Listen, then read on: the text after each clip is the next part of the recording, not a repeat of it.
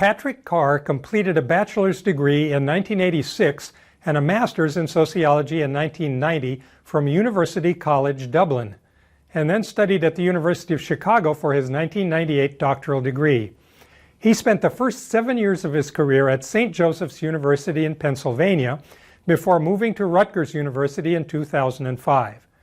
Lichter Kefalas earned a BA from Wellesley College in economics and worked at the Brookings Institution before receiving her MA and PhD in sociology from the University of Chicago. After completing a postdoctoral fellowship at the University of Pennsylvania and teaching at Barnard College, Columbia University, she joined the faculty of St. Joseph's University in 2001. Dr. Daniel Lichter earned his 1975 bachelor's degree from South Dakota State University and his PhD in sociology in 1981 from the University of Wisconsin-Madison.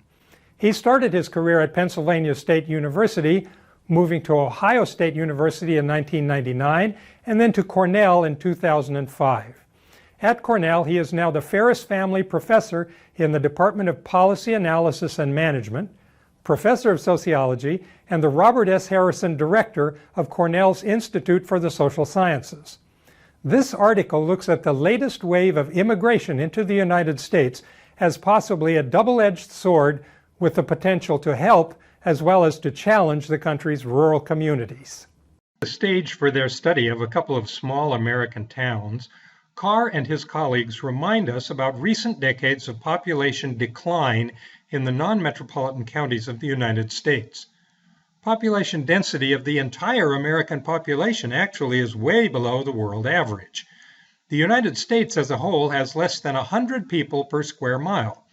In comparison, France has about 300 people per square mile, China has about 400, Germany has over 600 per square mile, and Bangladesh has a whopping 3,250 people per square mile, about half of the total U.S. population crowded into an area the size of Iowa. The position of small American towns out in the middle of that much real estate is particularly precarious. Many of them are just nowhere near anything else at all. This vulnerability of small towns in non-metropolitan counties comes into clear focus in the article, where we learn that for several decades, many of these places have been losing population. And this population loss has not been just random. The people leaving, as we know, tend to be young adults who leave behind a population with an older average age. Not only that, but when they leave, these are the people who would have been having most of the children, so there are fewer babies born. This causes the population to continue to decline and also to continue to grow even older. We already know a lot about this hollowing out trend, but Carr and his colleagues suggest that new in-migrants might be one way to reverse the population declines and prevent many of the negative consequences of those declines. If we consider a map of recent population change in the United States, we can see 4 levels of such changes. First, there are unshaded areas of total population decline, including also decline in the Hispanic population. These total losers are actually rare and found in remote rural areas of states with some of the lowest population densities, such as Nevada, Utah, New Mexico, and West Texas. But there are other slightly shaded areas that are losing population overall, but actually gaining an increasing Hispanic population at the same time. This obviously means that the non-Hispanic population is really declining. There are over 1,000 such counties scattered all over the middle portion of the country in particular. The next darker shading on this map is for a couple of hundred counties that are breaking even on population, but only because the Hispanic population there is growing.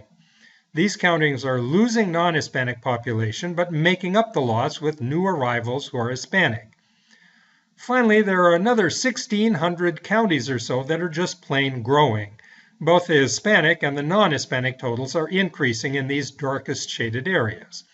Carr and his colleagues are concerned mostly with the second and perhaps the third of these 4 categories, the places where these new Hispanic residents are canceling out the losses of other people leaving. We already have a pretty good idea why people are leaving these small towns in non-metro counties. But why is the Hispanic population in these places suddenly increasing? seemingly running against the tide of overall population change. The main reason presented in the article is quite simple. New jobs are appearing in these places. They may not be the jobs that many of the previous residents of these small towns would have wanted, but they're still jobs. Over the past few decades, the massive food processing industry in the United States has discovered that instead of hauling all the raw materials such as wheat, corn, cattle, chickens, pigs, soybeans, and other agricultural products into distant cities to be processed, it turns out to be a lot more cost-effective to process these products close to where they're grown. Middleman distributors such as retail chain stores also have discovered that land outside the major cities is cheaper and often more centrally located for their networks of stores. So distribution centers also are appearing in non-metro counties. When a new food processing plant or a regional distribution center opens up in a small town, it creates a new workforce that not only provides more customers for local stores, churches, hospitals, and other institutions, but also fills up schools with children and keeps all these places open for business. Carr and his colleagues show us in their Table 1 that in general the Hispanic population of the United States tends to concentrate in urban areas. The share Hispanic is several times higher in metropolitan counties than in non-metro areas. But in recent years, as the new types of jobs migrate into non-metro counties, the Hispanic population has been shifting to take advantage of these new jobs. We can see who wants these new jobs and who does not because people have been voting with their feet. The share Hispanic in non-metro counties may be below average for the country, but that share has been increasing noticeably faster in these non-metro counties than in the cities.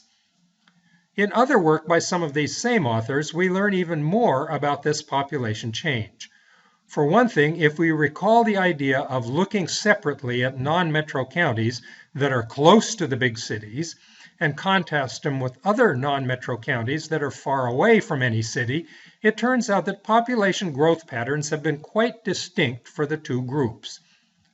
For counties close to major metro areas, both Hispanic and non-Hispanic population has been growing, and the non-Hispanic growth has actually been the largest share of the increase.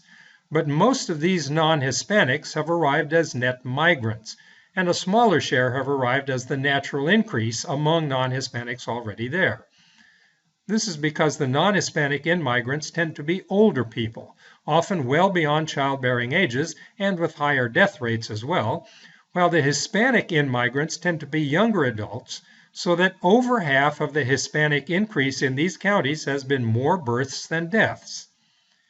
For the more distant counties away from any city, however, non-Hispanic people have been leaving. This exodus has barely been canceled out by natural increase of births over deaths.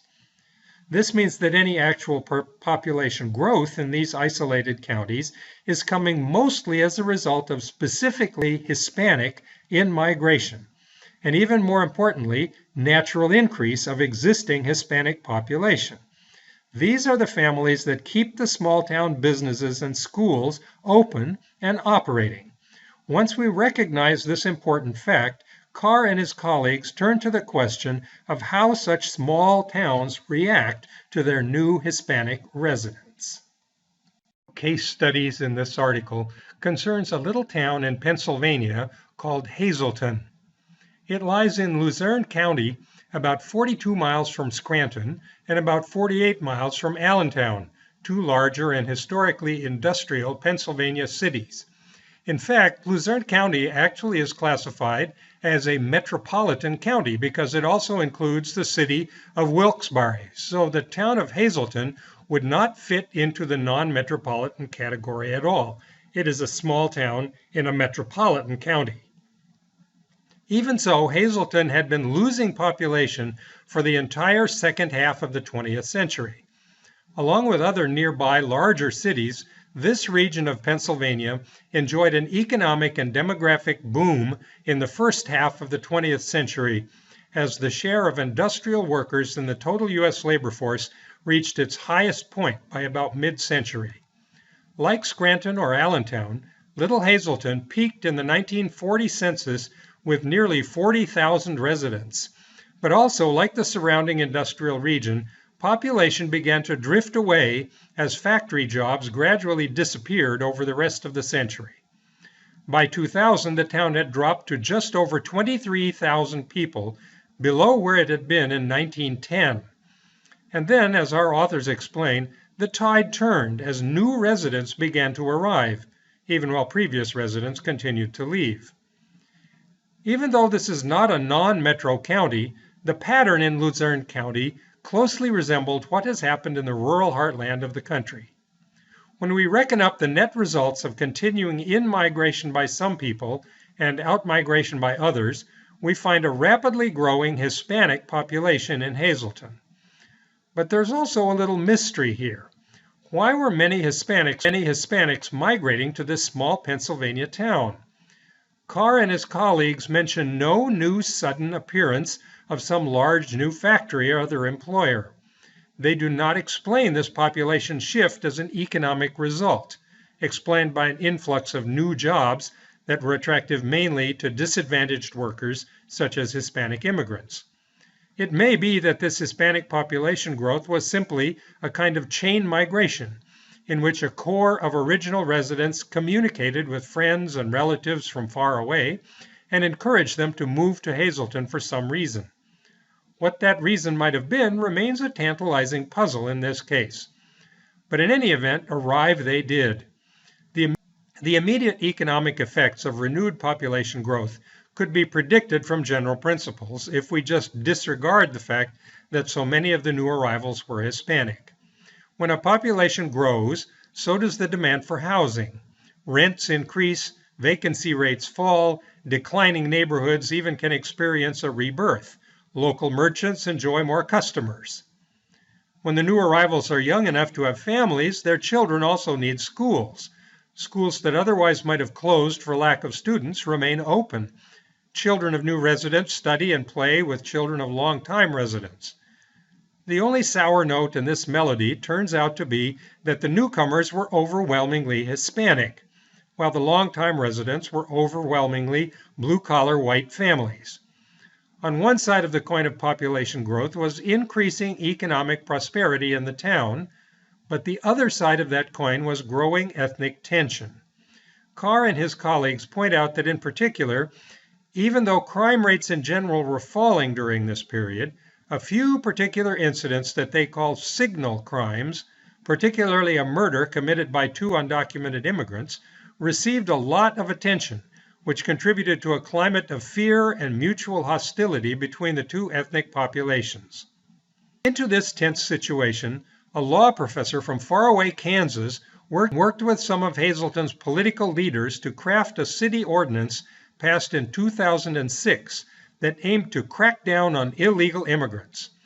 Carr and his colleagues suggest that this focus on exclusion of certain people tended to confuse the boundary between illegal immigrants, legal immigrants, and even Hispanic U.S. citizens.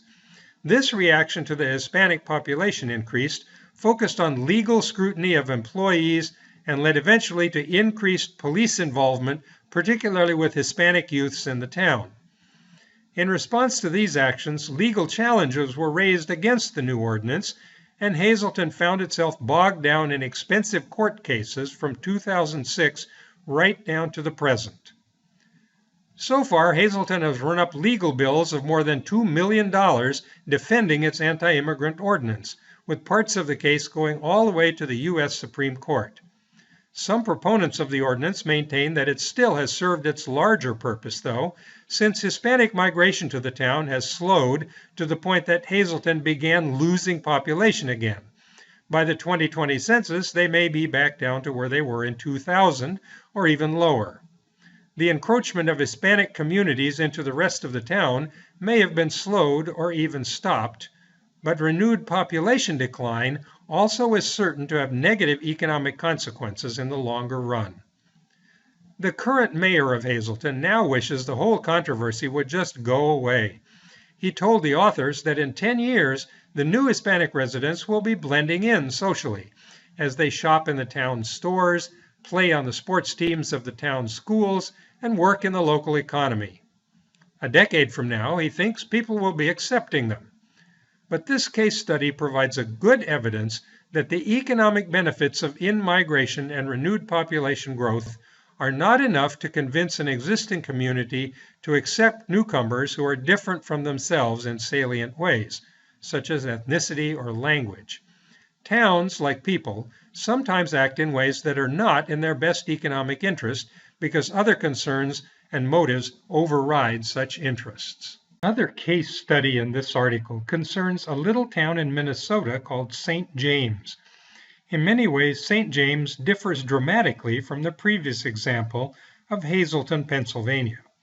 For one thing, St. James is set in Watonwan County, a genuinely non-metropolitan county, and is 120 miles from Minneapolis, the nearest metropolitan area. This means the people living in St. James never participated in the mid-20th century industrial expansion or the subsequent deindustrialization that created an economic roller coaster in eastern Pennsylvania. St. James is a farming community in the image of small towns and rural areas that have caught the attention of scholars ever since Goldschmidt's studies in California 3 generations ago. For another thing, St. James is a really small town. When Hazleton, Pennsylvania reached its peak population of more than 40,000 at the 1940 census, Little St. James had only 3,400 people, less than 1/10 the size of Hazleton. Though still a very small town, it has been growing steadily throughout the 20th century, with the exception of a slight dip in population recorded in the 1970 census. The 2010 census count of 4,600 people was still only about 1/5 the size of Hazleton. This means that St. John's is a different kind of town to start with a small, close-knit community that has been linked closely with the surrounding agricultural economy for over a century. Its steady growth throughout the century reflects in part the prosperity of that local economy, just as Goldschmidt speculated for his towns in California.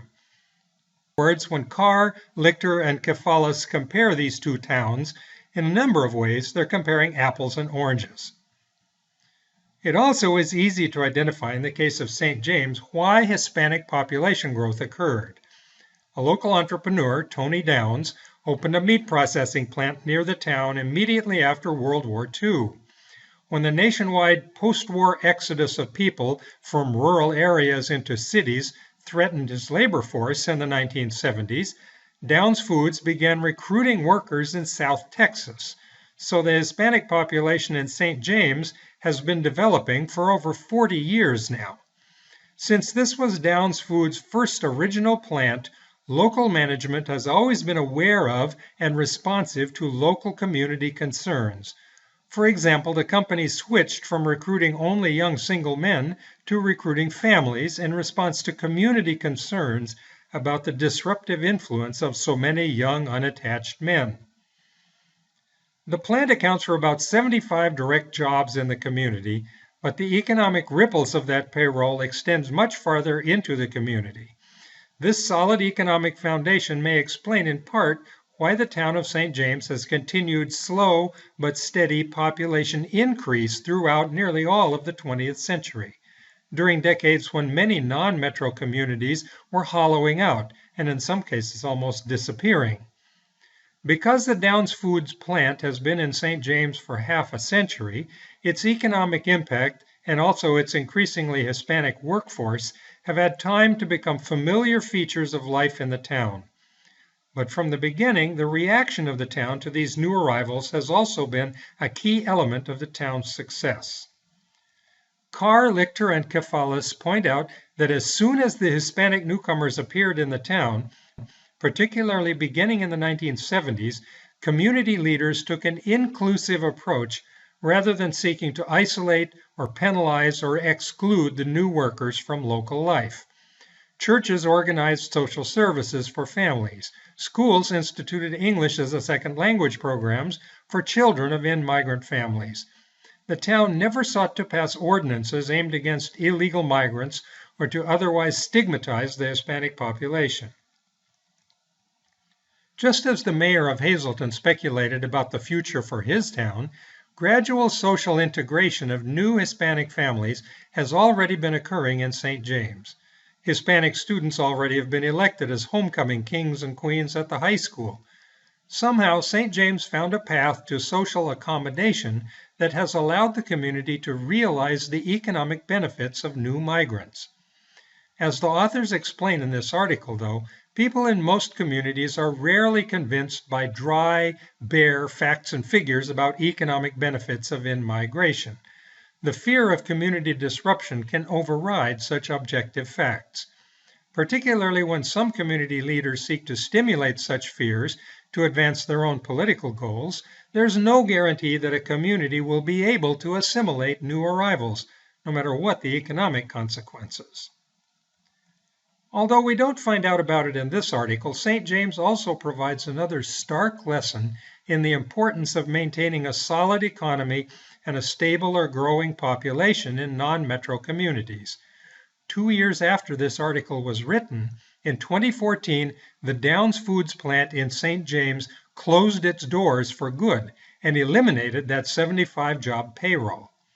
At the same time, the town also lost a big taxpayer and a big customer for electric and other utilities, which had helped to allow economies of scale and stable revenues. Thanks to the efforts of management, many of the workers were able to continue living in the town and work in other plants in nearby towns. But this plant closure highlights just what small non-metro towns have at stake and what they stand to lose unless they are able to stay connected to the larger globalizing economy. So why was St. James able to pursue a tolerant course of integration for new Hispanic residents, in sharp contrast to Hazleton? The authors suggest a whole laundry list of possible reasons. Perhaps it was easier to achieve consensus in a smaller town.